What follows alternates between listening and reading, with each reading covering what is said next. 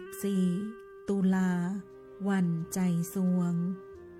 ดวงมณีร่วงร่ำไห้ผ่าเศร้าหมองดังฟ้าฟาดผ่ากลางใจน้ำตานองจิตขุ่นหมองกายหยุดนิ่งในดวงมารทะสถิตในดวงใจนิจนิรันดร์ไทยโศกสันแซ่สองเศร้า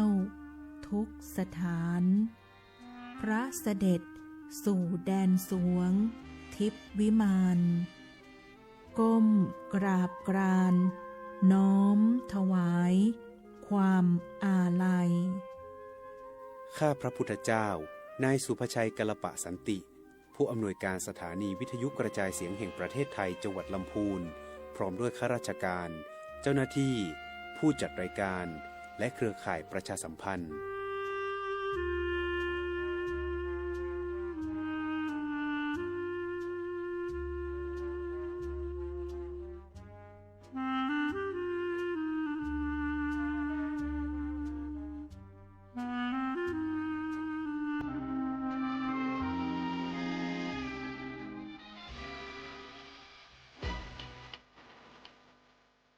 ท่านกำลังให้เกียรติติดตามรับฟังสถานีวิทยุกระจายเสียงแห่งประเทศไทยจังหวัดลำพูนส่งกระจายเสียงด้วยระบบ FM Stereo Multiplex ความถี่ 95 เมกะเฮิรตซ์ จากอาคารห้องส่งเลขที่ 113 หมู่ที่ 10 ตำบลบ้านกลางอำเภอเมืองจังหวัดลำพูนวิทยุแห่งประเทศไทยให้ความรู้คู่ความสุข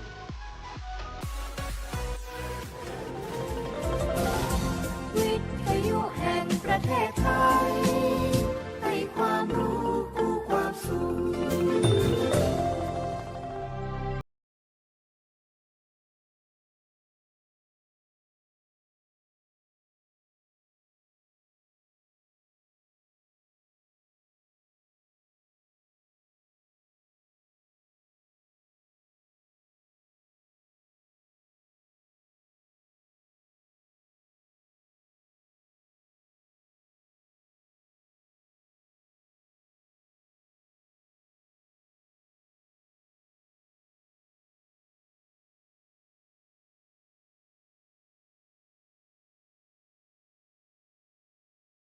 จังหวัดลำพูนเชิญชวนประชาชนและนักท่องเที่ยวร่วมสัมผัสความยิ่งใหญ่ของงานเทศกาลโคมแสนดวงที่เมืองลำพูนสุดยอดฤดูกาลท่องเที่ยวแห่งปีเชิญชวนท่องเที่ยวงานประเพณียี่เป็งเมืองลำพูนชมขบวนแห่โคมไฟอันงดงามการถวายโคมบูชาแด่องค์พระบรมธาตุเจ้าหฤพุนชัยการถวายโคมสักการะพระนางจามเทวีปฐมบรมกษัตริย์แห่งนครหฤพุนชัยการเทศมหชาติการประกวดปล่อยโคมลอยบูชาพระเกศแก้วจุฬามณีการประกวดกระทงกิจกรรมตลาดวัฒนธรรมถนนสายวัฒนธรรมเทศกาลดนตรีและศิลปะลำพูนอาร์ตแอนด์มิวสิกเฟสติวัลกิจกรรมไนท์มาร์เก็ตและกิจกรรมประเพณีลอยกระทงจังหวัดลำพูนเทศกาลโคมแสนดวงที่เมืองลำพูนเทศกาลแห่งสีสันและความสุขเทศกาลท่องเที่ยวจังหวัดลำพูนแห่งปีกับการบูชาโคมแขวนโคมที่ยิ่งใหญ่ที่สุดในโลก 19 กันยายน ถึง 10 พฤศจิกายน 2568 ที่จังหวัดลำพูนจากหมื่นเป็นแสนส่ององค์พระธาตุงดงามสดใสในแดนล้านนาดังสูงสวรรค์วิมานบนดินคือโคมแสนดวงแสนอาลัยสมเด็จพระพันปีหลวงไทยทั้งปวงหมองหม่นก่นร่ำให้ พระผู้เสด็จสู่ฟ้าสวรรคาลัยแนบดวงใจตามพระบาททุกชาติภพปวงประชาน้อมสำนึกในพระมหากรุณาธิคุณเป็นล้นพ้นอันหาที่สุดมิได้ข้าพระพุทธเจ้าคณะผู้บริหารข้าราชการและเจ้าหน้าที่สถานีวิทยุกระจายเสียงแห่งประเทศไทยกรมประชาสัมพันธ์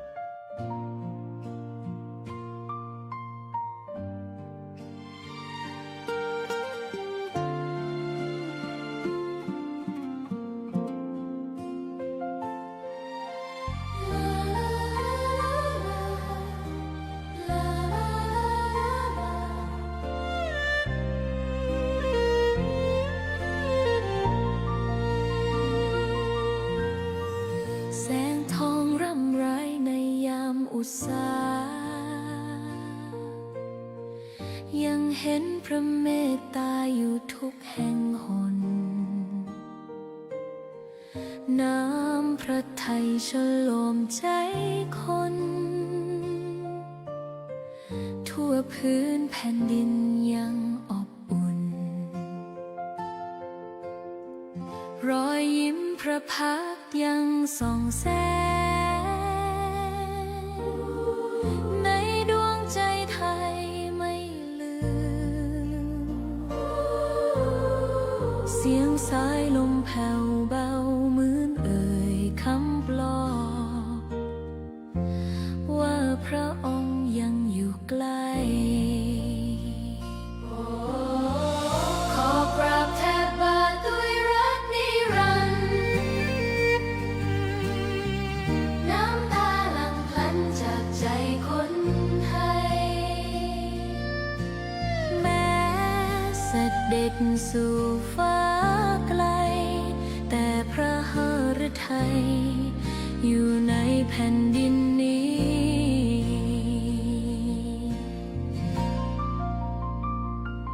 สวนดอกไม้ยังบานดังวันเก่าราวกับเจ้าดอกไม้รู้ว่าพระองค์จากไป แต่กลิ่นหอมยังพัดผ่านใจ ให้ระลึกถึงพระเมตตา แผ่นดินนี้ยังส่องสว่างด้วยพระคุณอันยิ่งใหญ่ ขอเดินตามรอยเท้าแห่งพระแม่ไป ด้วยศรัทธาไม่เสื่อมคลาย ขอกราบแทบบาทด้วยรักนิรันดร์น้ำตาหลั่งพลันจากใจคนไทย แม้เสด็จสู่ฟ้าไกล แต่พระหฤทัยอยู่ในแผ่นดินนี้ ดวงใจไทยทุกดวงขอพักดีขอถวายรักนี้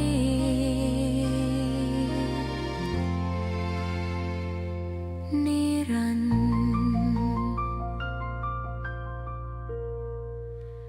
แด่พระพันปีหลวง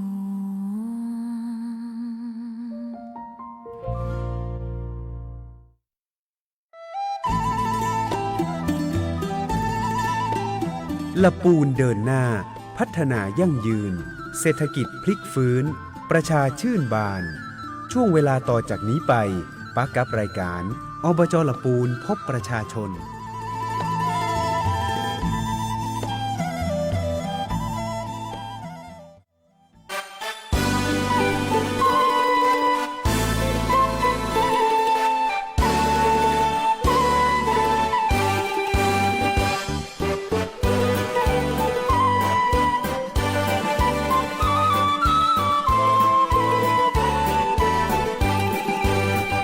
อบจลำพูนเป็นศูนย์รวมใจใต้ฟ้าสีครามหนึ่งในสยามได้สมญานามชื่อเสียงเกรียงไกรสวยงามสง่าคือธงไตรรงค์โบกปลิวสวัยเราภาคภูมิใจที่เป็นหนึ่งในอบจลำพูน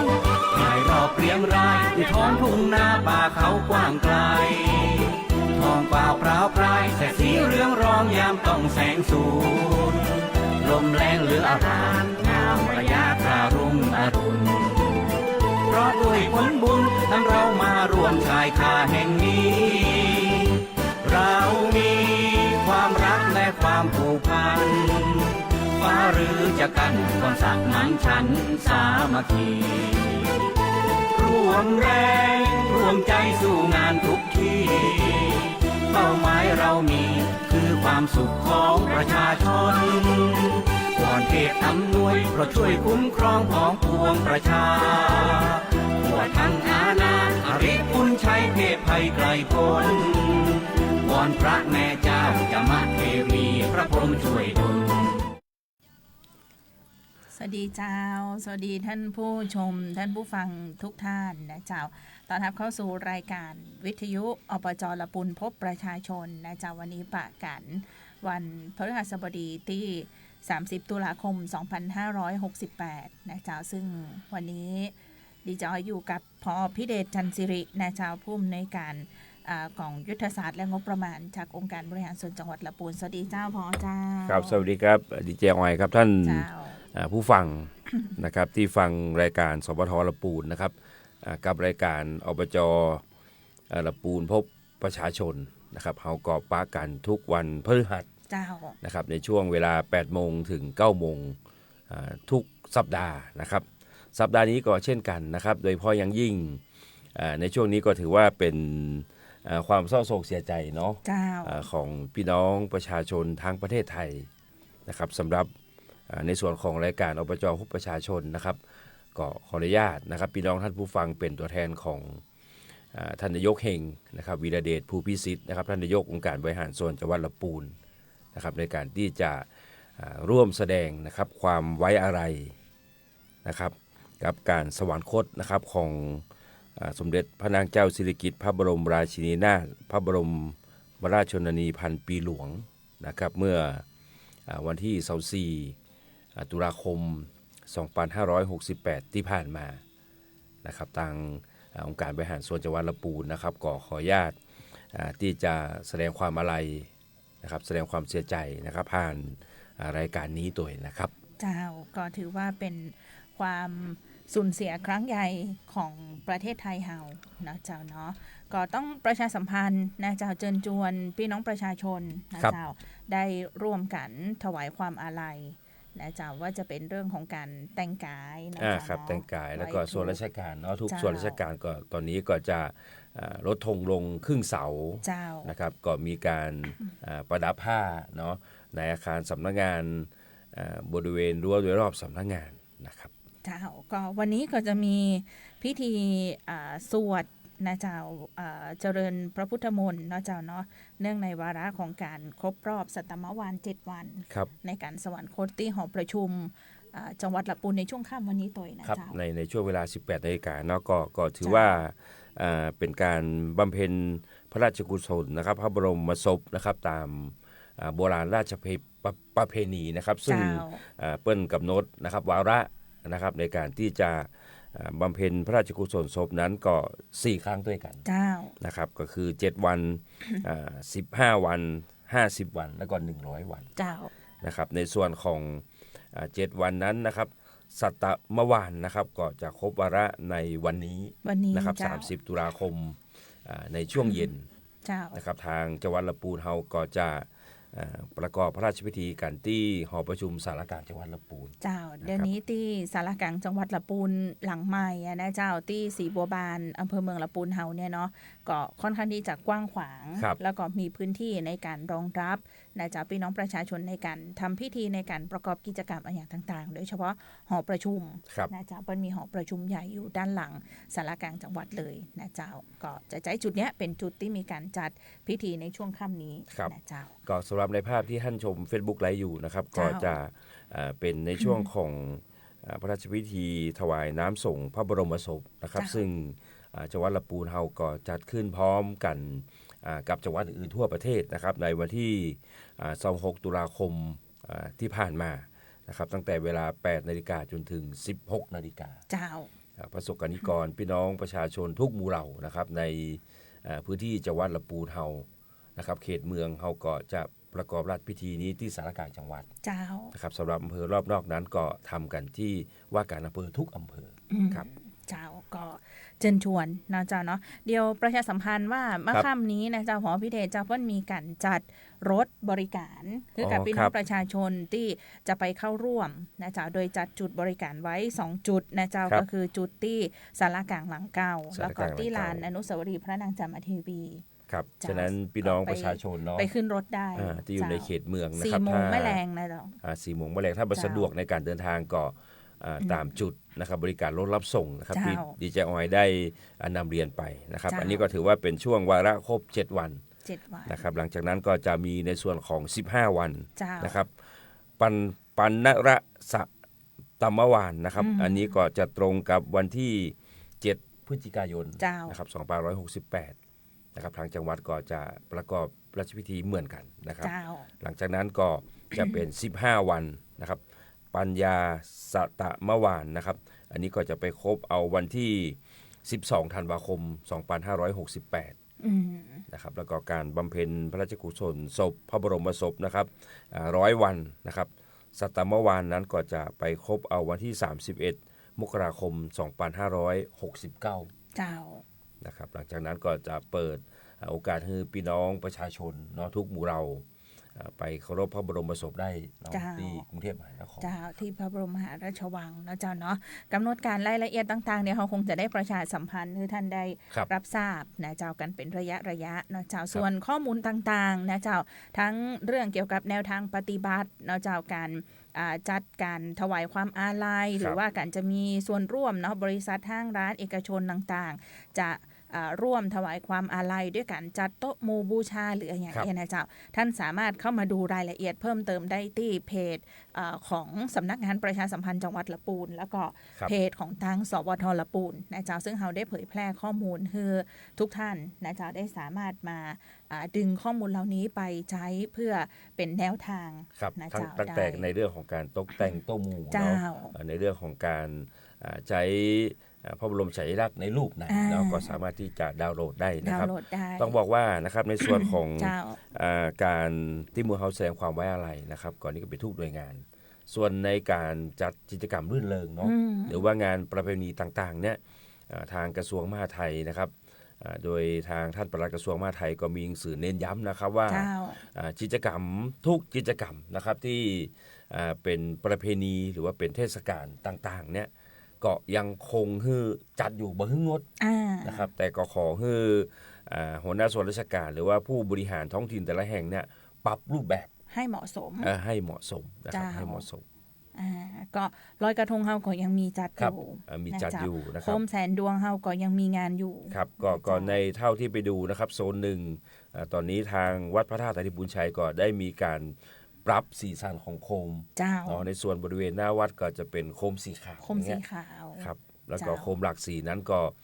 กระจายไปบริเวณ นอกวัด ในพื้นที่นอกวัดที่เขาได้ เจ้า จัดเตรียมไว้นะครับ เจ้า สำหรับการแต่งกายไว้ทุกข์เนาะพี่น้องประชาชนนะครับก็โดยธรรมเนียมปฏิบัติแล้วอะเสื้อขาวเสื้อดำเนี่ย เจ้า พี่น้องจะมีอยู่แล้ว มีอยู่แล้ว เนาะมีอยู่แล้วนะครับก็ถ้า เจ้า ไปร่วมงานเทศกาลงานประเพณีก็ใส่นะครับแต่งกายไว้ทุกตามความเหมาะสม เจ้า นะครับ ตอนนี้ก็จะมีโบหรือริบบิ้นนะเจ้าสมมติว่าเฮาบ่มีเสื้อดำอีเนาะ เป็นสีเทา เป็นสี เนาะ เทา เป็นสีขาวเงี้ สี ยครับ น้ำตาล ครับ อย่างเงี้ยนะเจ้าสีอย่างเงี้ยเนาะตี้บ่ได้ดำล้วนหรือ ครับ อย่างเงี้ยเจ้าก็สามารถติดริบบิ้น ครับ นะเจ้าไว้อาลัยเป็นสัญลักษณ์ได้นะเจ้าก็เชิญชวนร่วมกันนะเจ้ารัฐบาลท่านนายกรัฐมนตรีต้องขอความร่วมมือในส่วนของภาคประชาชนขอสัก90ปันเตอร์นะที่ได้ร่วมกันไว้อาลัยนะเจ้าแต่ส่วนราชการหน่วยงานต่างๆนี่ก็ระยะเวลา1 ปี 1 ปี ด้วยกัน ครับ1 เจ้า ปีครับ ก็ประชาสัมพันธ์แจ้งข่าวกันนะเจ้าในส่วนของทางอบจละพุนช่วงนี้ก็ยังมีการประดับประดาตกแต่งไฟ ครับ นะเจ้าอยู่ที่หอประชุมอบจละปูนนะเจ้าขออภัยศูนย์บริการนักท่องเที่ยว นะครับอันนี้ก็เพื่อที่จะ เจ้า มันเป็น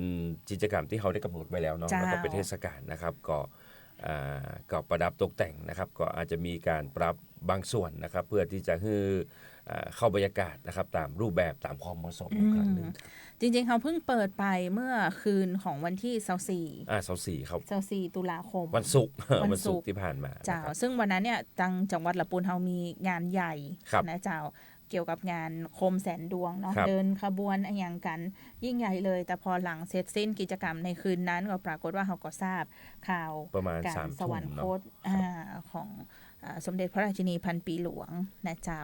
แต่ก็กิจกรรมต่างๆก็ยังคงดำเนินการต่อไปนะเจ้า ก็มีการปรับรูปแบบบ้าง ครับ ให้มีความเหมาะสม โดยเฉพาะยิ่งกิจกรรมในส่วนของการบันเทิงเนาะ เจ้า บางที่อาจจะมีดนตรีมีลำวง มีประกวดร้องเพลงอย่างเงี้ยฮะก็งดกิจกรรม งดไว้ นั้นล ก่ ง อน ครับงดไว้ก่อนนะครับ งดไว้ก่อน ก็คงเรือฮีทฮอยประเพณีที่เราจะต้องสืบสานอนุรักษ์กันไว้นะครับ เจ้าเนาะแต่ลอยกระทงก็ยังมีนะเจ้า ครับ ถ้าหากว่าท่านพี่น้องประชาชนนักท่องเที่ยวฟังรายการอยู่ในช่วงนี้นะเจ้ามาได้นะเจ้ามาแอลจังหวัดลำพูนมาได้ยินดีต้อนรับนะเจ้าในทุกจุดของการจัดงานก็ยังมีการจัดกิจกรรมกันต่อเนื่องเสาร์อาทิตย์ที่ควงวัฒนธรรม ครับ เพิ่งก็มีการจัดถนนคนเดินควงวัฒนธรรมทุกเสาร์อาทิตย์อยู่นะเจ้าแต่ว่าอาจจะเป็นการลด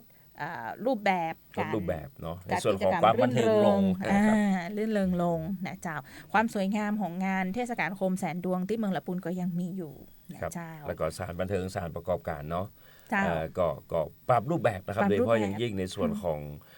การแต่งกายของนักดนตรี อืม เนี่ยเนาะก็ปรับใส่สีไว้ทุกกัน เจ้า เพลงที่จะใช้นะครับในการที่จะขับกล่อมพี่น้องที่ไปกินข้าวแรงเนี่ยก็ปรับรูปแบบเพล ปรั ง บ กั รู น ปแบบไป นะครับปรับ เจ้า รูปแบบเพลงกันนะครับ อืม เต้าที่ไปสัมผัสดูนะครับก็ เจ้า ก็ต้องขอบคุณนะครับทุกภาคีเครือข่ายผู้ประกอบการ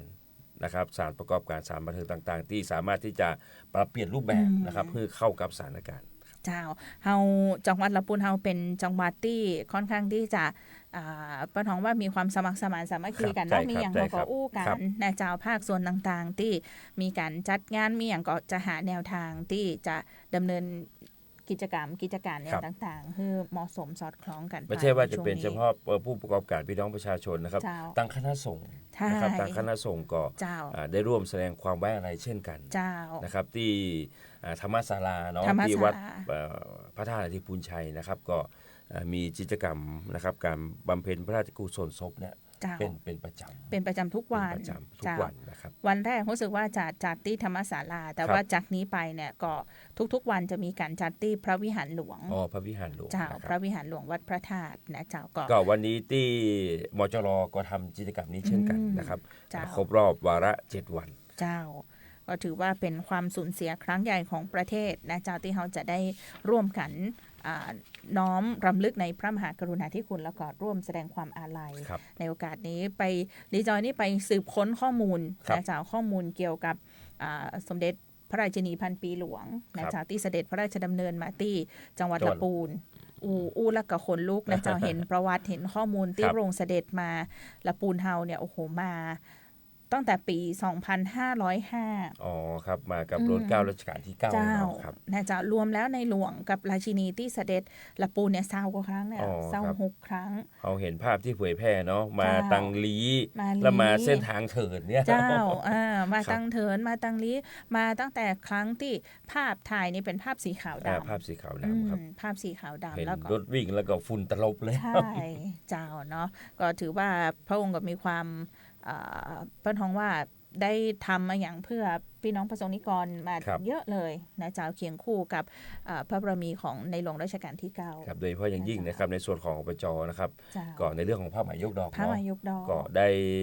พระราชทานตาแม่นกยุงนะครับ เจ้า ติดผ้าไหมละปูนเช่นกันนะครับ เจ้าเนาะก็จริงๆแล้วถ้ามีพระองค์นี้บัดเดี๋ยวนี้เขาก็ถ้าจะใส่เสื้อผ้าเป็นเสื้อผ้าแบรนด์เนม อ่ะ เสื้อผ้า ครับ อย่างของเมืองนอกเมืองนาปน บนหอภูมิปัญญาท้องถิ่นเนาะ อ๋อ ในเรื่องของ เจ้า ผ้าไหมผ้าฝ้ายอาจจะหายไป เจ้าเนาะนี่ก็ถือว่าเป็นสิ่งหนึ่งที่เราอยากจะได้ร่วมกันประชาสัมพันธ์ในช่วงของรายการเจ้านี้นะเจ้าคุณผู้ฟังอยู่แต่กันกับรายการวิทยุอบจละปุนพบประชาชนนะเจ้าสัปดาห์นี้กิจกรรมข่าวสารต่างๆเขาก็ยังคงมีมาประชาสัมพันธ์ให้ท่านผู้ฟังได้รับทราบกันต่อเนื่องนะเจ้าโดยเฉพาะเรื่องของการเข้าสู่ฤดูหนาวเขา ครับ เข้าตั้งแต่วันที่23ครับ ตุลาเนาะ 23ตุลา เจ้า ครับเป็นวันแรกครับ เจ้า ที่ แต่ เข้า เห็นว่า สู่ ช่วง ฤดู นี้ หนาว อากาศจะแปรปรวนนะเจ้า ครับก็ถือว่าปลายฝนต้นหนาวเนาะ เจ้า ตอนนี้ก็ทางกรมอุตุนิยมวิทยานะครับได้ประกาศของกรมอุตุนะครับฉบับที่4นะครับบอกว่าสภาพอากาศตอนนี้จะมีการแปรปรวนนะครับบริเวณประเทศไทยโดยเฉพาะยิ่งในช่วงวันที่29ถึงวันที่2พฤศจิกายน เจ้า นะครับก็อากาศนั้นก็อาจจะมีฟ้าฝนนะครับโดยเฉพาะยิ่งทางภาคเหนือตอนบนเฮานะครับก็อาจจะเป็นในช่วงของปลายฝนต้นหนาวก็ได้นะครับ เจ้า ทิ้ง ความชุ่มชื้นนะครับเพื่อที่จะเข้าสู่ในช่วงของฤดูหนาวอย่างเป็นทางการนะครับอันนี้ก็เตือนนะครับในส่วนของพี่น้องเกษตรกรนะครับที่จะทำการเก็บเกี่ยวข้าวนะครับในช่วงหน้าปีก็ลองดูพยากรณ์อากาศนะครับติดตามอย่างใกล้ชิดนะครับวันพรุ่งนี้ฝนจะตกเนอะก็หยุดไว้ก่อนนะครับถ้าเกี่ยวปุ๊บเดี๋ยวราคาตกนะครับช่วงนี้ก็ต้องดูกันนะครับในส่วนของสุขภาพนะครับก็ต้องหาเครื่องอบอุ่นละเนาะเครื่องอบอุ่นร่างกายนะครับมันเริ่มเย็นนะครับในช่วงเช้านะครับอาจจะเป็นหวัดเป็นไข้นะครับสิ่งที่อบจ.เป็นห่วงนะครับเฮาก็มีรบสต.นะครับที่อยู่ใกล้ชิดท่านในพื้นที่นะครับก็สามารถที่จะไปใช้บริการกันได้นะครับหากเกิดอาการเป็นหวัดเป็นไข้นะครับบ่สบายในช่วงนี้ก็ทางอบจ.ก็ยินดีนะครับพร้อมจัดทีมงานนะครับเพื่อบริการพี่น้องประชาชนเต็มรูปแบบครับเจ้าก็ประชาสัมพันธ์กันไว้ตัวเนาะเรื่องของสภาพอากาศช่วงนี้เปลี่ยนแปลงแปรปรวนเดี๋ยวถ้ามันตกรอบนี้แล้วก็สีท่าจะเย็นใช่ครับช่วงนี้อุณหภูมิก็ค่อนข้างจะเย็นนะครับในช่วงเช้า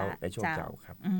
ในช่วงบ่ายๆก็ร้อนอยู่เนาะเจ้าโควิดอย่างเงี้ยมันก็จะวนมาหน้าฝนก็ไข้เลือดออกเนาะไข้หวัดใหญ่เจ้าช่วงนี้ก็ต้องระวังกันนะครับไปในที่เป็นที่ปิดนะเนาะที่มีคนเยอะๆก็แมสนะครับเนาะหน้ากากอนามัยก็ยังมีประโยชน์อยู่เจ้าแล้วเดี๋ยวหน้าหนาวมาสิ่งที่มันจะกู้มากับ PM 2.5 ครับก็ต้องเตรียมตัวกันให้ดีตัวนะเจ้าดูแลสุขภาพกันตัวเจ้าคุณผู้ฟังเจ้าด้วยความห่วงใยกันเนาะเจ้าเนาะมาติดตามข่าวสารกิจกรรมต่างๆเนี่ยก้อยๆไล่กันไปแล้วกันนะเจ้าคนละครึ่ง plus โอ้โหอันนี้เปิ้ลบอกว่าอันนี้ก็ถือว่าเป็นข่าวดีนะครับสำหรับพี่น้องประชาชนนะครับทั้งประเทศจำนวน30กว่าล้านสิทธิ์นะครับที่ได้รับสิทธิ์ของคนละครึ่งพาสไปนะครับก็เมื่อวานเป็นวันแรกนะครับวันแรกที่มีการเริ่มใช้ในการจับจ่ายนะครับก็ดูร้านค้านะครับโดยเฉพาะยิ่งบ้านนอกเฮาเนาะต่างรอบนอกนะครับหลังจากที่บางร้านนะครับเงียบเหงานะครับเนื่องจากเศรษฐกิจก็ได้เนาะในช่วงนี้มาเห็นแล้วรถเต็มหน้าร้านแล้วครับเพราะพิษของคนละครึ่งปีนี้ก็ในด้านบริการก็เยอะขึ้นเนาะร้านกาแฟร้านตัดผมร้านทำเล็บอย่างเงี้ยเพิ่มรูปแบบการบริการนักขึ้นนะครับเนาะแล้วก็ส่วนใหญ่ร้านค้าที่เข้าโครงการเนี่ยก็จะเป็นร้านค้าที่เป็นกลุ่มพ่อค้าแม่ค้าจริงๆนะจะไม่ได้รวมกับบริษัทห้างค้าส่งค้าปลีกอะไรอย่างต่างๆใช่ครับ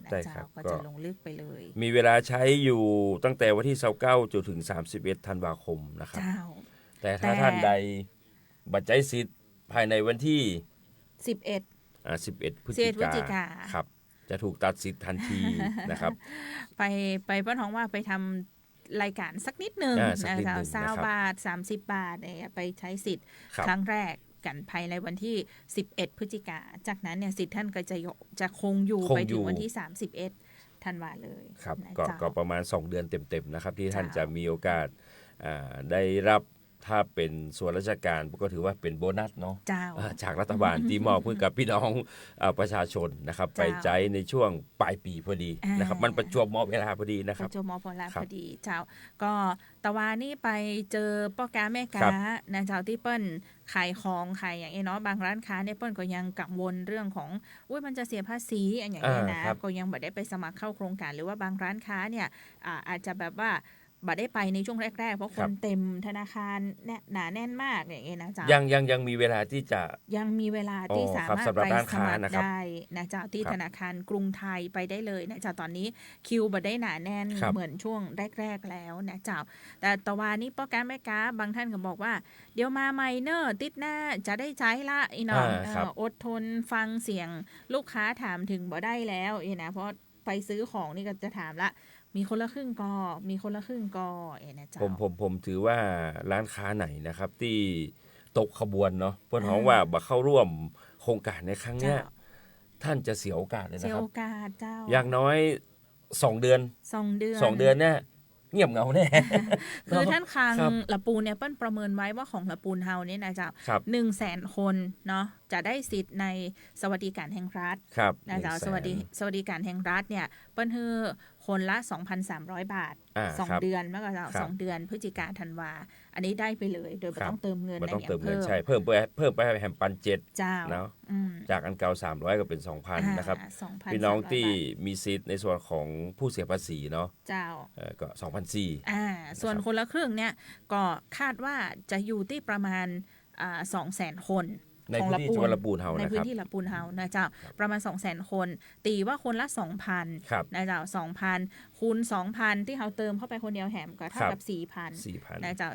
428 เท่ากับ800 ล้าน อืม โดยประมาณนะเจ้าแล้วก็กลุ่มของผู้มีบัตรสวัสดิการแห่งรัฐแถมประมาณ 100,000 คน ครับ จะอยู่ที่230 ล้าน อืม รวม คบ ๆแล้วเนี่ยประมาณ 1,000 ล้านนะจ๊ะที่จะมีเม็ดเงินหมุนเวียนในละปูนเฮา ในลำพูนเฮา นะจ๊ะเพราะฉะนั้นถ้ายังพอพี่เดชบอกถ้า ครับ พ่อค้าแม่ค้าเนี่ยบอมาเข้าโครงการเสียโอกาส เทียบกันได้เลยอะน้องเทียบกันได้เลย เสียโอกาส เฮา นะจ๊ะ เคยซื้อไข่เบอร์0เนาะแพง ใช่ 140 จ้ะ อันนี้เฮาก็เสียแค่70 บาทอย่างเงี้ย นะครับ จ้ะ แล้วก็รัฐบาลช่วยแหมเกิงหนึ่งมันเป็นสิ่งที่ดีทั้งผู้ซื้อผู้ขาย เจ้าแล้วคนที่เปิ้นไปใช้เนี่ยเปิ้นรู้สึกมีความสุขแต่ว่า ครับ ดีจะไปเดินกาดนัด ซื้อป่ากระพงทอดน้ำปลา ครับ มา ปกติบ่ซื้อเนาะเพราะมันแพง ม่น แต่ว่าเนี่ยตัว190 บาทอะ ครับ จ่ายคนละครึ่งไปเหลืออยู่95 บาท 95 บาท อืม เฮาดูก็เหมือนมันถูกลงเนาะ เจ้า แต่ที่จริงแล้วคนขายก็ได้เงินเท่า ค เดิ น ม ขายก็ได้เงินเท่าเดิม นะครับ นะเจ้า แถมอันหนึงนะครับที่จะฝากไว้ในเรื่อง เจ้า ของคนละครึ่งนะครับพี่น้องที่เปิ้นฮ้องว่าจะใช้กลวิธีอื่นเนาะไปแลกเป็นเงินสดนี่อันตรายนะครับ ทางสำนักงานตำรวจแห่งชาติออกมาเตือนเลยถือว่า ใช่ มีโทษนะครับ มีโทษ ครับ ทำผิดแบบนี้ไม่ได้เลยเสียโอกาสในการรับสิทธิ์ต่า ครั ง บ ๆ จากโครงการของรัฐ ครับ ยาวเลยนะเจ้าท่านจะ แล้ ไม่ วก็ ได้สิทธิ์เลยนะ มีโทษเนาะทาง อืม กฎหมายตัวนะครับ เจ้า เห็นว่าจะมีจำคุกมีปรับด้วย ใช่ นะ ใช่ อันนี้ก็ฝากไว้ คือ นะ เป็น ครับ การทุจริตโครงการรัฐ ครับ นะเจ้า มันดูง่ายนะครับมันดูง่ายสุด อืม นะครับ พี่น้องเพื่อนฮ้องว่าถ้ากด400 บาท เป๊ะ สัก3เตื้อ4เตื้อติดกันเงี้ย อ่า อันเนี้ย มันซอแววล่ะ ซอแววละแล้วเขาไปซื้อของอย่างมันจะ มัน ต้อง ไม่ มาตก น่า ด้วย เป๊ะ หน้า แบบ เป๊ะ นั้น หน้าเป๊ะนะครับ เจ้า อันนี้ก็ต้องฝากไว้ตัวนะครับ ฝาก อืม ไว้ตัวนะครับสิทธิ์ที่ท่านได้นะครับ ใจฮื้อถูกต้องตามสิทธิ์ที่ได้รับ เจ้า เนาะ ถึงมันก็ซื้อไปก็เอาไปเก็บไว้ก็ได้ อืม เนาะ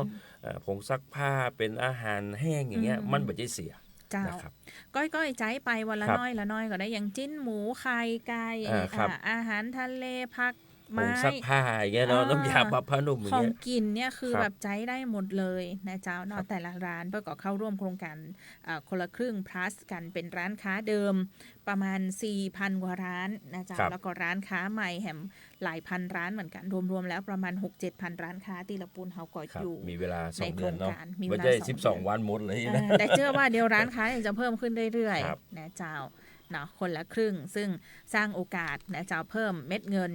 คือกับระบบเศรษฐกิจแล้วก็เพิ่มกำลังซื้อก ำลังซื้อ ให้กับประชาชน แล้วก็เพิ่มกำลังใจให้กับพี่น้องประชาชน ใช่ ด้วยนะค นะ รับ เวลาซื้อแล้วมันมีความสุข มีความสุข ไป ครับ ไปไล่ดูบรรยากาศเนี่ยคือแบบคนซื้อก็มีความสุข ครับ คนขายก็ยินดีนะจ๊ะ อันเนี้ยเป็นโครงการที่ดีนะครับ อืม อย่างเฮาบ่มีสตางค์ในกระเป๋าอ่ะมีคนละครึ่ง มี ใน คนละครึ่ง โทรศัพท์ เจ้า แต่ใจบ่ได้นะ ใจบ่ได้ ใจบ่ได้ต้องมีตังค์เฮาครึ่งหนึงอะครับ คือบาง รึ่ห คนเนี่ยออกมาทำงานเนาะจ่ายวันหนึ่งอ่ะ ครับ 200นะเจ้า200-300เนี่ยต้องจ่ายเงินต่อวันนะเจ้าซื้อกาแฟซื้อข้าวซื้อ ครับ อย่างกินนะเจ้าแต่พอคนละครึ่งมาปุ๊บเนี่ยกลายเป็นว่ารายจ่ายต่อวันที่จกออกจากกระเป๋าเนี่ยก็จะอยู่แค่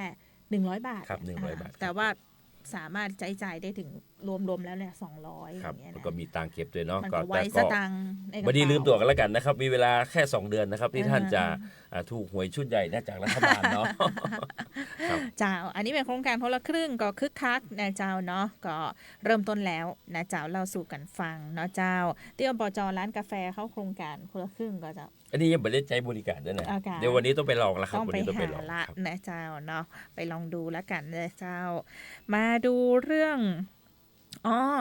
คนละครึ่งมาใจที่ละปูนได้ ครับ เพราะว่างานต่างๆเขายังมีอยู่นะเจ้า ในส่วนของละปูนเฮาก็จะมีอยู่2ส่วนเนาะ1คนละครึ่งเนาะ เจ้า 2ที่การท่องเที่ยวเมืองรองเนาะ ใช่ไหมครับที่ เจ้า ท่านสามารถจะเอาใบเสร็จรับเงินที่มีการชำระภาษีถูกต้องเนี่ย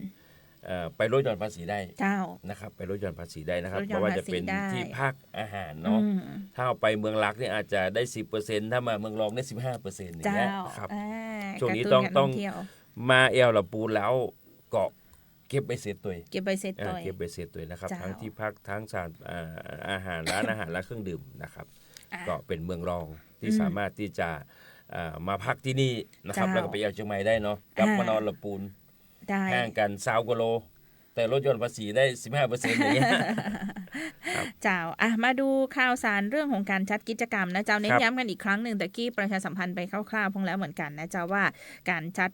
งานเทศกาลโคมแสนดวงที่เมืองลำพูนเฮายังมีอยู่นะเจ้าอย่างพอพิเดชเรียนไปว่าบางจุดที่วัดพระธาตุนะเจ้าก็มีการปรับรูปแบบเพื่อมีความเหมาะสม เช่น บริเวณหน้าวัดพระธาตุนะเจ้า หน้าวิหารหลวง หน้าวิหารหลวง เลย ก็จะมีการปรับโทนสีของโคมเพื่อเป็นโคมสีขาว โคมสีขาว ซึ่งก็สวยสดงดงาม ครับ นะเจ้าแต่ว่าบริเวณโดยรอบ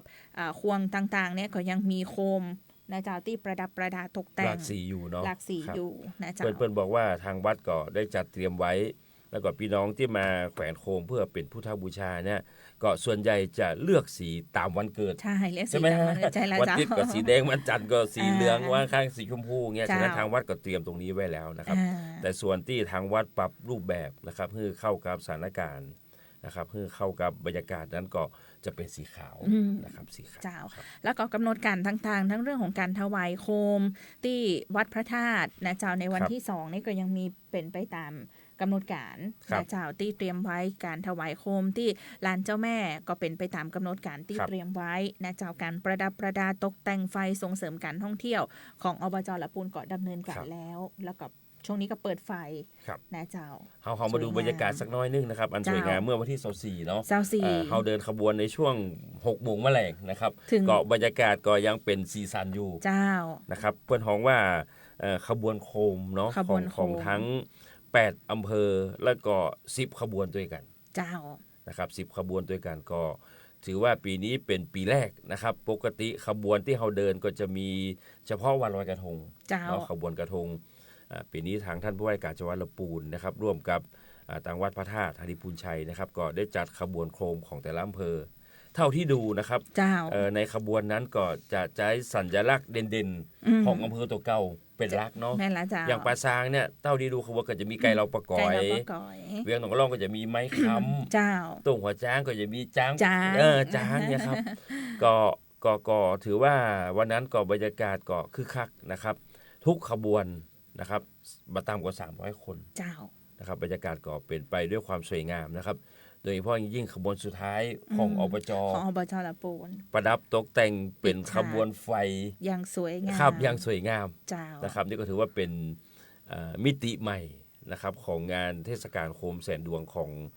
จังหวัดลำพูนเฮา เจ้า แล้วก็บรรยากาศขบวนเช่นนี้นะครับก็จะปาการแห่งครั้งหนึ่ง ในส่วนของเทศบาลก็คือวันที่ 5 พฤศจิกา ขบวนแห่ลอยกระทง ร้อยกระทงครับร้อยกระทง ก็ยังมีขบวนอยู่นะ ครั เจ้า บ แต่ว่าก็อาจจะมีการปรับรูปแบบกิจกรรมเพื่ออาจจะบ่ได้เสียงดัง เครื่องเสียง คลื่น ที่เปิดเพลง อย่างทุก เปิดเพลง ปี อื่นก็คงจะลดซอบลงเนาะ เจ้า อาจจะ แต่ เป็น ยังมีข เปิด บวน เพลง อยู่ บรรยากาศเพลงลอยกระทงเพลงอย่างเพื่อมาเข้าบรรยากาศนะครับ เจ้า สำหรับภาคกลางวันนะครับวันที่5เนาะก็จะมีการประกวดโคมแฟนซีอยู่ เจ้า เนาะของเทศบาลเมืองลำพูนนะครับที่ศูนย์บริการนักท่องเที่ยวเนี่ยครับโคม โคมของ ข อ อง บจ อบ ละ จ ปูน นะครับก็จะใช้มิติของจอ LED เนาะ เจ้า มิติของแสงสีเสียงนะครับมาร่วมประกอบ ก็อู้ถึงเรื่องโคมแฟนซีนะครับก็มีการประกวดอยู่นะครับที่บริเวณสารกลางหลังเก่านะครับพี่น้องที่เพื่อนว่าสนใจนวัตกรรมแบบภูมิปัญญาเจ้าบ้าน ว่าวโฮม ว่าวโฮมนะครับอันนี้ก็ถือว่าเป็นหนึ่งเดียวในภาคเหนือนะครับที่จัดว่าวโฮมขนาดใหญ่ เจ้า นะครับบางทีเป็นพันแผ่นอย่างเงี้ย อืม แล้วก็ด้วยรูปแบบในการแต่งตุ๊กตาเนาะ เจ้า เป็นตามสถานการณ์นะครับตาม เจ้า สถานการณ์ อ่า อันนี้ก่อนในช่วงตั้งแต่น่าจะ10 โมงถึงก่อนเที่ยง เจ้า เพราะเรามีเวลาประมาณ2 ชั่วโมง อืม นะครับ2 ชั่วโมง เจ้าอันนี้ย้ำว่าเป็นภาพบรรยากาศเมื่อวันที่ 24ครับ 24 ตุลาคมที่ผ่านมา ครับ นะเจ้าก่อนที่เราจะทราบข่าวความสูญเสียครั้งใหญ่ของประเทศไทยนะเจ้าก็ถือว่าเป็นการจัดงานที่เราได้ดำเนินการตามกำหนดการที่ ครับ ได้เตรียมการกันไว้ ครับ นะเจ้าก็ เชิญชวนนะเจ้าพี่น้องประชาชนท่านผู้ฟังนะเจ้าเนาะที่ทราบข่าวก็สามารถที่จะเดินทางมาท่องเที่ยวงานเทศกาลโคมแสนดวงที่เมืองละปูนกันได้ก็น่าจะอยู่ยาวๆไปจนถึงประมาณวันที่10 พฤศจิกาเนาะ 10 พฤศจิกา ครับ10 พฤศจิกานะครับ จ้า แล้วก็หลังจากนั้นก็คงจะถึงต้นเดือนธันวาเนาะใน จ้า ช่วงในบริเวณวัดเพื่อก็อาจจะปรับ ปรับ หรือออก อืม นะครับแล้วก็นำเอาโคมที่เหลือนั้นก็ไปแจกจ่ายให้ต่างวัดรอบนอก เจ้า นะครับแต่พื้นที่รอบนอกนั้นก็ยังคงไว้จนถึงสิ้นปีใช่ไหมครับ เจ้าพื้นที่รอบนอกยังคงไว้ตอนคือปีนี้เรามีแผนงานในการที่ทำอุโมงค์โคม นะเจ้า ครับ ตั้งแต่หน้าลานสิงกู้เนาะยาว ครับ คาบเกี่ยวข้ามมาจนถึงฝั่งเวียงยองเลย เวียงยอง ที่สตรีทอาร์ตเวียงยอง แล้วก็ถ้าพอข้ามฝั่งไปถึงเวียงยองปุ๊บเนี่ยถ้าเลี้ยวขวาลง ครับ ที่กาดติวขนาดจ้ะ กาดติว กาดติวเปิ้นนะประเด็นนี้เปิ้นติดไฟเป็นกำแพง ไฟริมน้ำกวง ใช่ครับใช่ครับ ยาวไปจนถึงสะพานที่จะข้ามมาด้านหลังศูนย์บริการนักท่องเที่ยว นะเจ้า ครับ สวยงามมาก ครับ นะเจ้ายังสามารถที่จะมาชมความงดงามของโคมแสนดวงที่เมืองละปูนของเราได้ อันนี้จะเป็น จ้าก ำแพงโคมเนาะ เป็นกำแพง ผดูแล้วครับ โคม ดูแล้วครับสวยงามสวยงาม คือเวลากำแพงโคมที่ขึ้นเป็นแนวกำแพง ครับ ปุ๊บเนี่ยมันก็จะมีไฟที่ตกกระทบมาในลำน้ำ ในลำน้ำนะครับ ซึ่งแม่น้ำเฮาปีนี้เนี่ยเฮาร่วมด้วยช่วยกัน ครับ นะเจ้า ถือว่าน้ำกวงใสสะอาด ภูมิทัศน์ นะครับแล้วก็ นะ เทศ เจ้า บาลก็เอาประดับเป็นตัวตุ๊กตา เจ้า ในลำน้ำ เจ้าอืม แล้วก็เดินจากตรงนั้นมาข้ามอาคารเฉลิมพระเกียรติมาฝั่งศูนย์บริการ ศู นั น ก ย์ท่ ท่ อ อง ง เที่ เที่ ย ยว วก็จะเป็นบรรยากาศที่อบจตกแต่งอยู่ ตกแต่งอยู่ นะครับคร เจ้า บรูปพอดี ครบรูปพอดี ครับ เจ้า แล้วนอกจากที่ข้ามไปฟังเวียงยองแล้วนะเจ้า ครับ พอออกมาด้านหน้าวัดพระธาตุเขาจะหันว่าเป็นสี่แยกที่สวยงามมาก ครับ เพราะว่ามีอุโมงค์โคมเต็มไปหมดเลยบอกว่าจะเลี้ยวซ้ายหรือเลี้ยวขวา ครับ นะเจ้าอุโมงค์โคมตรงบริเวณนั้นเนี่ยก็จะเต็มแล้วก็สร้างความสวยงาม ครับ นะเจ้าให้กับนักท่องเที่ยวที่เข้ามาเยี่ยมชม ครับ นะเจ้า พี่น้องนักท่องเที่ยวที่อยู่ต่างจังหวัดนะครับ ที่ยังบ่ได้มาแขวนโคม ถวาย เจ้า โคมเป็นพุทธบูชาองค์พระบรมธาตุเจ้าหริบุญชัยนะครับ ก็ถือว่าเสาร์อาทิตย์นี้เนาะ อืม น่าจะเป็นวันหยุดในช่วงสุดท้ายก่อนจะถึง เจ้า เทศกาลลอยกระทงละ ใช่เพราะเรากระทงคนก็จะเยอะมากๆ คาดว่าคนจะเยอะมากๆนะเจ้าสำหรับการจัดงานในปีนี้เนาะก็อาจจะมีการปรับรูปแบบความรื่นเริงใน ครับ บางเรื่องไปบ้าง ครับ แต่ก็ยังคงมีการจัดกิจกรรมกันต่อเนื่องนะเจ้าในเรื่องของการส่งเสริมการท่องเที่ยวที่จังหวัดลำพูนเฮา ครับ นะเจ้า แต่ก็ต้องเน้นย้ำเรื่องของการเล่นพลุประทัดดอกไม้ ครับ เพลิงอะไรอย่างเงี้ยนะเจ้าแล้วก็ต้องเรียนว่าขอความร่วมมือนะเจ้าห้ามจำหน่าย โคมลอย ครับ นะเจ้า โคมลอย โคมลอยลูกเล็กกันเนาะเพราะว่าปีนี้เขาก็จะหันว่าโคมที่ละปูนเฮานะเจ้าเยอะมาก อ๋อค ร่ รั ว บ มแสนดวงเป็นแสนดวงอยู่แล้วนะเจ้าทั่วทั้งเมืองละปูนนะคะว่ามีการปล่อยโคมลูกเล็กขึ้นไป ครับ เหนือท้องฟ้าด้วยความเชื่อในการบูชาพระเกศแก้วจุฬา จุฬาม มณี ณีอะไรอย่าง ครับ ก็ตามแต่นะเจ้าก็อาจจะสร้างความเปิ้นท้องว่าอาจจะสร้างความเป็นอุบัติภัยที่เราบักคาดคิดเกิดขึ้นได้นะเจ้าเป็นเรื่องที่น่ากังวลใจของคณะผู้จัดงานอย่างยิ่ ค ง รับใช่ นะ ครับ เจ้า ใช่ เพราะฉะนั้ มัน นมันคือด้วยประสบการณ์ในการปล่อยเนาะ เจ้า ถ้าผู้มีประสบการณ์ในการปล่อยเนี่ยมันต้องเอาจุดตึงๆ ถึงจะปล่อยเนาะ บางทีจุดน้อยเดียวอะยกแล้วอะครับทำให้โคมควันยังบ่เต็มอะยังบ่เต็ม มันอาจจะบ่ขึ้นนะครับ แล้วก็ชนวนไฟอยู่ในโคมนะอาจจะไปกระทบย้อย แล้วก็ทำให้โคมที่เขาประดับไหม เจ้า อันนี้นี่เป็น เพราะ สิ่ง ฉะนั้น ที่ต่างทีมงานเป็นห่วงอยู่ เป็นห่วงอยู่ เป็นห่วง แล้วก็ปีนี้ นะครับ ต่างจังหวัดละปูนมันก็มีมาตรการเข้มงวดนะเจ้า ครับ ในเรื่องของการปล่อยโคมลอย ครับ นะเจ้าเนาะในแต่ละจุดเพื่อที่จะป้องปรามเพื่อเกิดอุบัติภัยที่เราอาจจะประคาดคิด ครับ ได้ในช่วงลอยกระทงนะเจ้าก็ประชาสัมพันธ์กันต่อยเนาะรายละเอียดต่างๆในทางสวทก็จะค่อยๆ ประชาสัมพันธ์ให้ท่านได้รับทราบกันต่อไปนะเจ้า มีเรื่องของการจัดโครงการต่างๆ ของทางอบจละปูนเฮานะเจ้าผอพิเดชเจ้า ครับ เวลาก็โวยเนาะ มีโครงการสร้างเสริมและพัฒนาศักยภาพนะจะเพิ่มความรู้ความเข้าใจแนวทางการขับเคลื่อน และการบริหารงานของกองทุนฟื้นฟูสมรรถภาพ ครับ อันนี้ จังหวั ก็ ดลำพูน ตังสำนักงานหลักประกันสุขภาพแห่งชาตินะครับเขต 1 ที่เชียงใหม่นะครับ เจ้า ในฐานะที่เป็นผู้กำกับดูแลกองทุน ฟื้นฟู ทั้งระดับจังหวัด และก็กองทุนฟื้นฟูของตำบลตัวเอง เจ้า นะครับ อันนี้ก็ได้เชิญคณะกรรมการนะครับของทุกอปทพร้อมกับบุคลากรทางการแพทย์นะครับ มาประชุมสร้างความเข้าใจร่วมกัน เจ้า นะครับเพราะว่าในหลักเกณฑ์ใหม่ๆเนี่ยของกองทุนเนี่ยนอกจากจะเป็นเรื่องซ่อมสร้างเนาะบ้านผู้พิการในเรื่องของกายอุปกรณ์นะครับตอนเนี้ยหลักเกณฑ์ใหม่ๆบอกว่าจะเป็นในส่วนของการมอบแพมเพิร์สให้ผู้ป่วยติดเตียงอย่างเงี้ย เจ้า หลักเกณฑ์มันเยอะขึ้น ม นะครับมันเยอะขึ้นฉะนั้นแนวทางการเบิกจ่ายแนวทางปฏิบัตินะครับทุกท้องถิ่นเนี่ย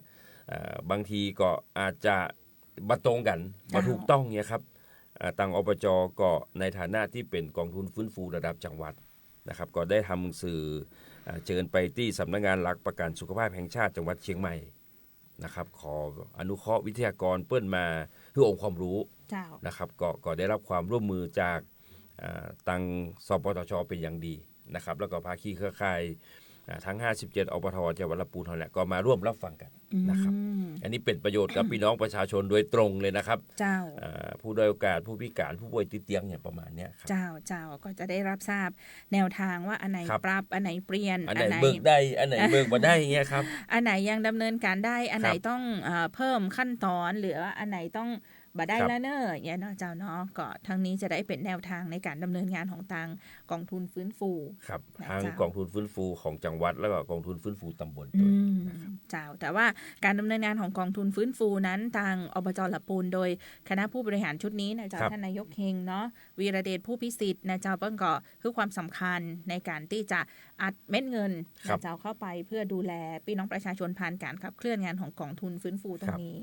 นะเจ้าเพราะฉะนั้นถ้าเกิดว่ามีพบเห็น ใช่ครับใช่ พี่น้องเจ้าบ้านนะเจ้าในชุมชนมีปัญหาเรื่องของที่อยู่อาศัย ครับ นะเจ้าน่าจะต้องได้รับความช่วยเหลือหรืออย่างใดเนี่ยท่านก็สามารถที่จะแจ้งข้อมูลเข้ามา ครับ นะเจ้า แล้วก็ ผ่นท เขาก็จะส่ง ฟื้นฟู ทีม ได้ ทีมงานของอนุกรรมการลงไปตรวจสอบ เจ้า นะครับแล้วก็นำมาเข้าบอร์ดใหญ่แล้วก็อนุมัติโครงการทันทีนะครับ บ่ต้องคิดว่ามันจะได้มันบ่ได้มันบ่ได้ไงกล้ามันได้ไปแล้ว หรือมันอย่างเงี้ยนะเจ้าท่านส่งข้อมูลเข้ามาก่อน ครับ ถ้ามีความจำเป็นจริงๆเนาะ ส่ง เจ้า มา เนาะ เถอะครับเพราะว่า อ่า คนลำพูนบัทิ้งกันลำพูน บ่ทิ้ง ไม่ กัน ลำพังดังผมว่านะครับนอกจากจะมีกองทุนฟื้นฟูของอบจเนาะ เจ้า ของพมจก็มีนะครับพัฒนา เจ้า สังคมและความมั่นคงของมนุษย์ของกาชาติเนาะ อ่า แล้วก็ปิดท้ายไปช่องไหนมาได้ก็คือคณะสงฆ์จังหวัดลำพูนครับ ตู้เจ้าก็คือความเมตตา ครั นะ บ เจ้าในการช่วยดูแลนะเจ้าพี่น้องประชาชนเฮาในกลุ่มเปราะบาง ครับ นะเจ้าอย่างต่อเนื่องโดยพระเมตตาของท่านหลวงพ่อ ครับ ท่านเจ้าคุณวัดพระธาตุเฮานะเจ้า ครับ เจ้าคณะจังหวัดเนี่ยนะเจ้าท่านก็เมตตาในการที่จะยกระดับคุณภาพชีวิตให้กับพี่น้องประชาชนเจ้าละปุนเฮา ครับ นะ ใช่ เจ้า ครับใช่ครับ เนาะกองทุนฟื้นฟูไปแล้วไปดูเรื่องของการติดตามนะเจ้าการประชาคมท้องถิ่นมากกว่าเจ้าเรื่องของปลาดื่มได้ ครับ ในเขตของอำเภอบ้านทินะเจ้าตอนนี้มีการดำเนินการเกี่ยวกับเรื่องของการเปิดประชาคมท้องถิ่นไปแล้วมากกว่าเจ้าพอเจ้า ก็หลังจากที่ตังอบจนะครับ เจ้า ได้ทำ MOU ร่วมกับมหาลัยเกษตรนะครับ เจ้า โดยภาคคณะวิศวกรรมศาสตร์ของมหาลัยเกษตรเนี่ยได้ลงสำรวจพื้นที่ เจ้า ของอำเภอบ้านทินะครับทั้ง2ตำบลนะครับถึงตำบลบ้านทิตำบลห้วยยาบนะครับในการที่จะพัฒนาระบบประปานะครับของหมู่บ้านของเทศบาลเนี่ยให้เป็นประปาดื่มได้แล้วก็เป็นประปาขนาดใหญ่ เจ้า นะครับตอนนี้รูปแบบรายการประมาณการอย่างเสร็จเรียบร้อยละสิ่งที่อบจจะขับเคลื่อนต่อนะครับโดยหลักแล้วก็ต้องฟังเสียงของพี่น้องประชาชนนะครับว่าทุกวันนี้นะครับในส่วนของเทศบาลบ้านทิเนี่ยก็เป็นประปาของเทศบาลอยู่นะครับซึ่งมีกองประปาดูแลอยู่ แต่ของตำบลห้วยยาบนั้นก็จะเป็นประปาหมู่บ้านนะครับซึ่งดูแลโดยคณะกรรมการประปาหมู่บ้านฉะนั้นถ้าเราจะเปลี่ยนรูปแบบนะครับเปลี่ยนรูปแบบเปลี่ยนวิธีการบริหารจัดการเนี่ยก็จะต้องฟังเสียงพี่น้องประชาชนเป็นหลักนะครับว่าพี่น้องจะเอาตัวก่อ เจ้า นะครับรูปแบบทั้งการจ่ายน้ำรูปแบบการ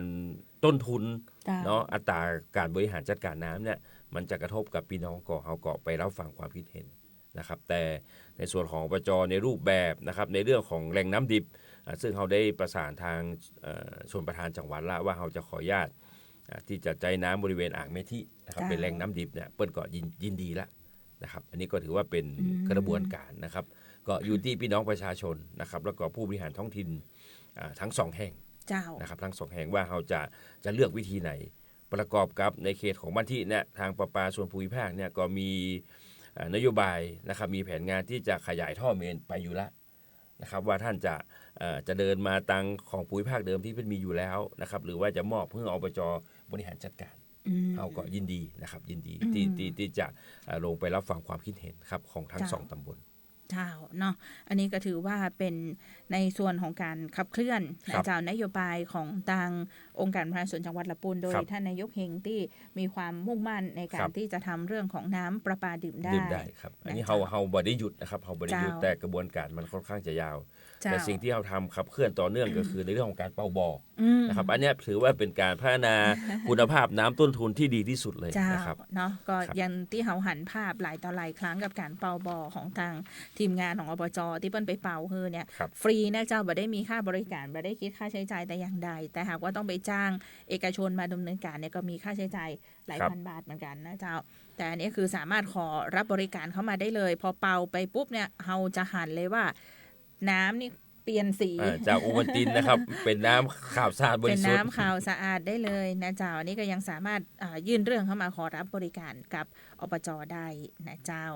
มีเรื่องของโครงการกระตุ้นเศรษฐกิจท่านนายกเฮงเพิ่นฝากบอกว่าเดือนพฤศจิกายนนี้เดี๋ยวเตรียมติดตามโครงการกระตุ้นเศรษฐกิจส่งเสริมนโยบายของรัฐบาลที่ละปูนตัวนะเจ้าเนาะอันนี้ก็ทางทีมงานของท่านนายกเฮงนะครับเจ้า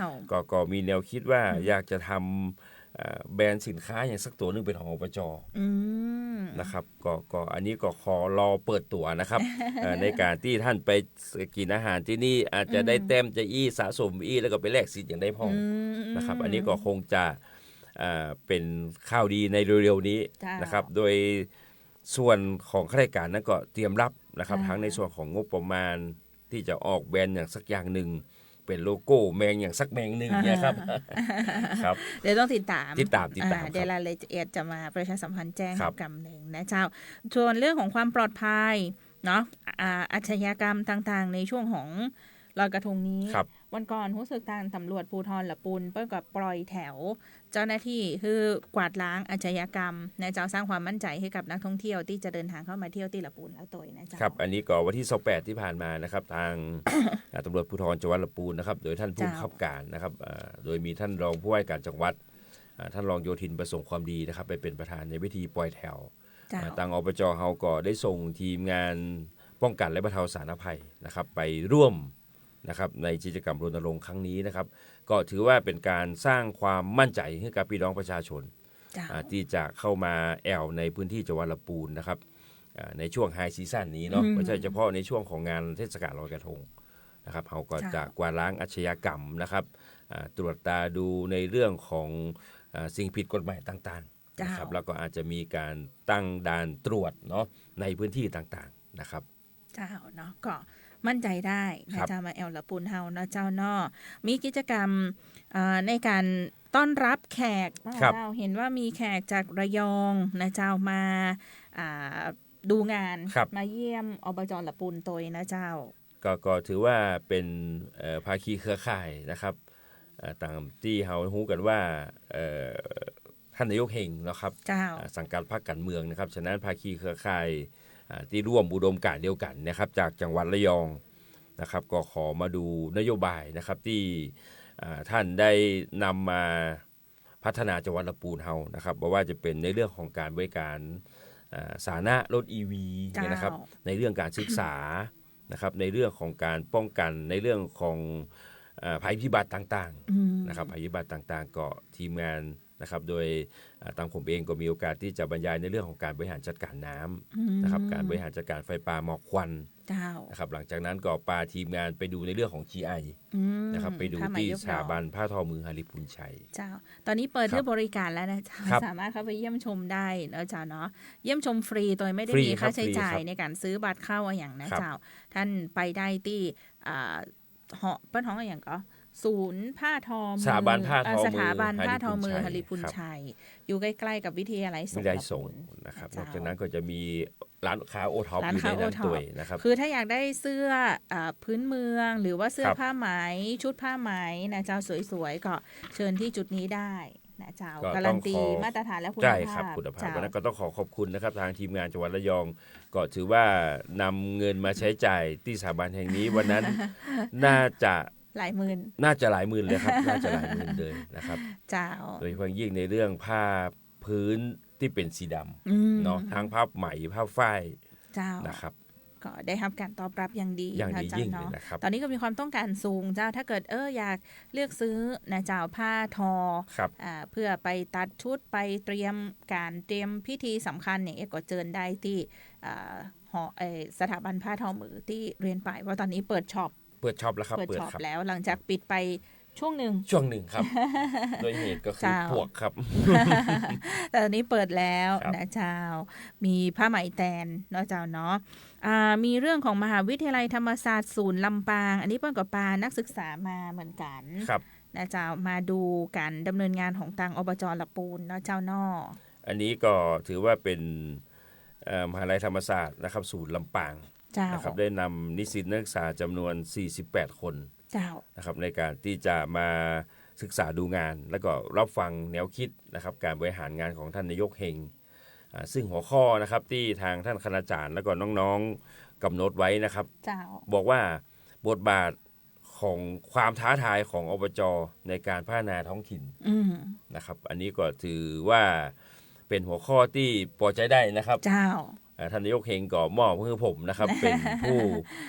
บรรยาย ผู้บรรยาย นะครับเป็นวิทยากรบรรยายให้กับน้องๆนะครับ เจ้า ก็ได้อู้เอ่ยกับน้องๆไปว่าสิ่งที่ท้าทายนะครับของท่านนายกเฮงกับการพัฒนาในพื้นที่จังหวัดลำพูนเฮานะครับในยุคสมัยท่านนะครับก็มีหลักๆก่อนในเรื่องของการบริการสาธารณะนะครับยกประเด็นก็คือรถ EV เจ้า นะครับซึ่งคาดว่าก็จะวิ่งได้น่าจะช่วงหลังสงกรานต์นะครับในเรื่องของการศึกษานะครับก็จะเป็นในเรื่องของทุนการศึกษานะครับในเรื่องของรถรับส่งนักเรียนนะครับโรงเรียนในสังกัด แต่ถ้าเป็นโรงเรียนนอกสังกัดก็คือในเรื่องของการสนับสนุนจ้างชาวต่างชาติมาสอนภาษา เจ้า นะครับในเรื่องของสาธารณสุขก็จะเป็นในเรื่องของสมาร์ทเฮลท์นะครับเทเลเมดการแพทย์ทางไกลนะครับอันนี้ที่เขาจะดูแลพี่น้องประชาชนการบริการ1669นะครับรถรับส่งโรงยา เจ้าน นะครับในส่วนของด้านการศึกษาสนามกีฬาก็จะปรับปรุงสนามกีฬาในเรื่องของสิ่งแวดล้อมก็จะเป็นในเรื่องของศูนย์บริหารจัดการน้ำนะครับศูนย์ปพของอบจนะครับ เจ้า อันนี้ก็ถือว่าเป็นความท้าทายนะครับที่ท่านนายกเฮงจะต้องฟันฝ่าอุปสรรคหมู่นี้นะครับนำไปสู่ความสำเร็จนะครับ เจ้าเนาะก็ยินดีต้อนรับทุกๆคณะนะเจ้า ครับ ท่านใดที่ดูแล้วอยากจะเข้ามาร่วมศึกษาดูงานหรือมาแลกเปลี่ยนแนวทาง ครับ การดำเนินงานของทางอบจละปูนก็เรียนเชิญได้นะเจ้าด้วยความยินดียิ่งนะครับ เจ้าเนาะเพราะพี่แดดเจ้าน่าเสียดายเวลาจะเสี่ยง ครับ แล้ว เวลาจะเสี่ยงแล้วมีกิจกรรมเรื่องของ ก็แค่หลวงเนาะแค่หลวง แค่หลวง ที่ บ้า บ้าน น โฮ โฮ ง งนะครับวันที่ เจ้า 31กับวันที่1นะครับอันนี้กิจกรรมมีเหมือนเดิม แต่ก็ เจ้า จะปรับรูปแบบ ปรับ งาน รูป ให้ แบบ เหมาะสมนะครับ เจ้า แอมอันหนึงก็การแข่งขันยิงปืนเนาะบีบีกัน เจ้า นะครับ BB กัน อันนี้เราจะใช้โดม เจ้า ด้านหน้านะครับเป็นสนามประลอง โอ้ แข่งขันนะครับ วันที่ อั 1 พฤศจิกา นะครับ เจ้า ฉะนั้นชมรมปืนบีบีกันนะครับก็เรียนเชิญนะครับ เรียน ร่วม เชิญ แข่งขันกันในวันที่ เจ้า ที่สนามกีฬาอบจละปูนครับ เจ้าเวลาเสี่ยงแล้วนะเจ้าคุณผู้ชมคุณผู้ฟังทุกท่านนะเจ้าพอพี่เดชกับดีเจออยลวดลากันไปเพียงแต่อี้เลยแล้วเดี๋ยวกลับมาพบกันใหม่ในสัปดาห์หน้าวันนี้สวัสดีเจ้า ครับสวัสดีครับ